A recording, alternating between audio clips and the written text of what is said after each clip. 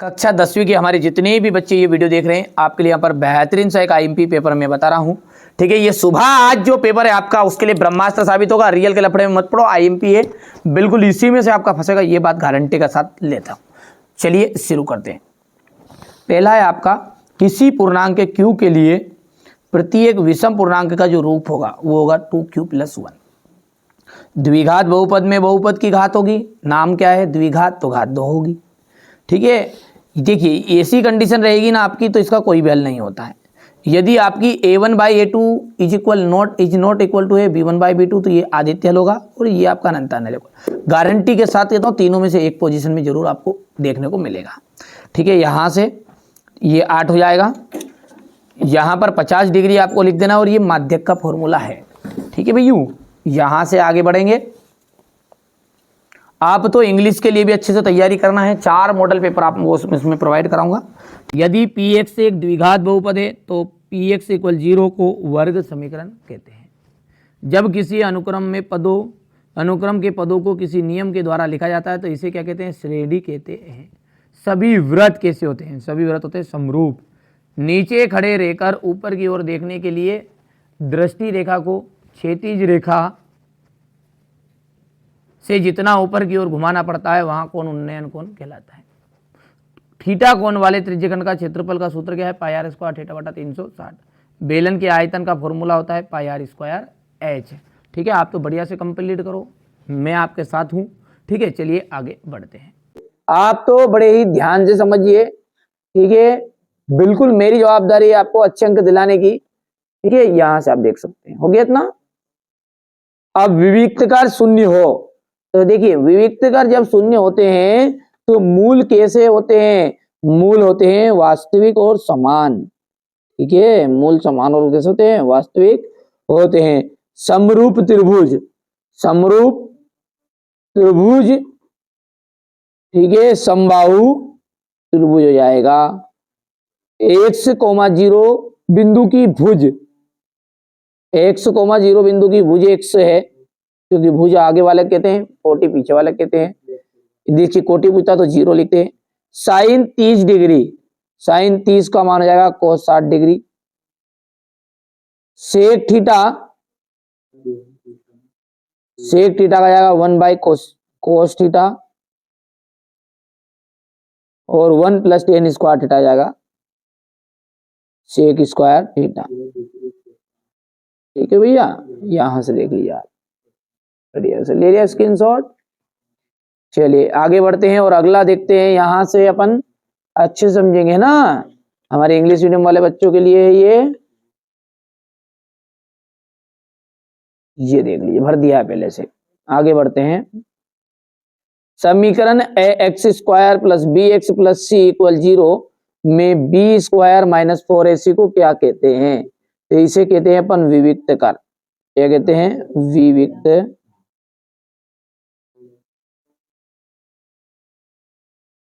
यहां पर ये समांतर श्रेणी है या नहीं है। ठीक है, यहां पर इसका सार्वंतर क्या है, समान नहीं रहेगा, सोल्व करोगे तो, इसलिए समांतर श्रेणी नहीं है। वहां रेखा क्या कहलाएगी, जो हमारी आंख से भूमि के सीधे समांतर जाती है। तो जो भूमि के समांतर सीधे जाती है ना, उसे कहते हैं अपन क्षैतिज रेखा। एक वृत्त की कितनी समांतर स्पर्श रेखाएं खींची जा सकती है, तो एक वृत्त के समांतर है ना 2, या तो फिर इस टाइप से खींच दो या इस टाइप से खींच दो। कितनी खींची जा सकती है, 2, केवल 2। और यहां पर इसका 6 आ जाएगा और अंत में आ जाएगा एक असंभव घटना की प्रायिकता कैसी होती है, 0 होती है, संभव की 1। हो गया इतना। चलिए यहां से आप देख सकते हैं, ये बढ़िया से कंप्लीट करना है ना। आप तो जितना मैं बता रहा हूं उतना आप कंप्लीट करो, बाकी सब मेरी जवाबदारी है। ठीक है, यहां से देखिए, प्रत्येक प्राकृत संख्या पूर्ण संख्या होती है। तो भाई साहब प्राकृत संख्या अंदर घुस जाएगी पूरी की पूरी पूर्ण में, तो ये बिल्कुल सत्य है आपकी बात।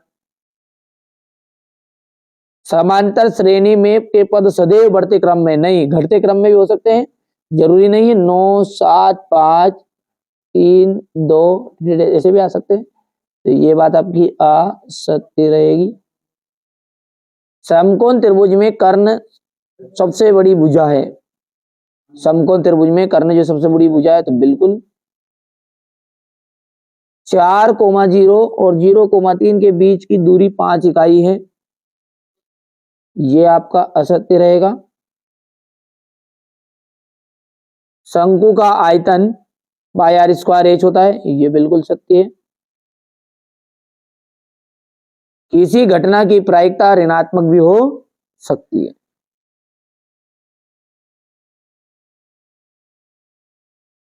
ठीक है भैया, यहां से आप ध्यान से देख लीजिए, ये ऋणात्मक कभी भी नहीं होती, धनात्मक होती है ना।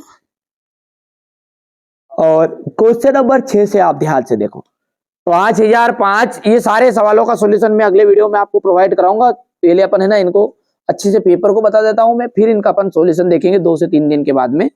5005 को अभाज्य गुणनफलों के गुणनफल के रूप में व्यक्त कीजिए। अभाज्य गुणनखंड विधि द्वारा 96 और 404 का एचसीएफ ज्ञात करना है, फिर इसका आपको एलसीएम ज्ञात करना है। सिद्ध कीजिए कि 7 करनी 5 एक अपरिमेय संख्या है। जांच कीजिए कि क्या किसी प्राकृत संख्या n के लिए 6 से n अंक शून्य पर समाप्त हो सकती है। द्विघात व्यंजक 4x² प्लस 5 √2x माइनस 3 के शून्य ज्ञात कीजिए और शून्य को तथा गुणांकों के बीच संबंध ज्ञात कीजिएगा।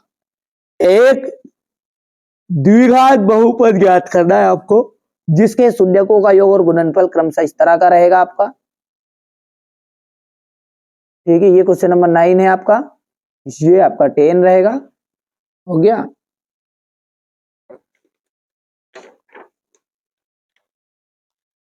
यहां से देख लीजिए क्वेश्चन नंबर ये आपका 11, ये 12 है, ये 13,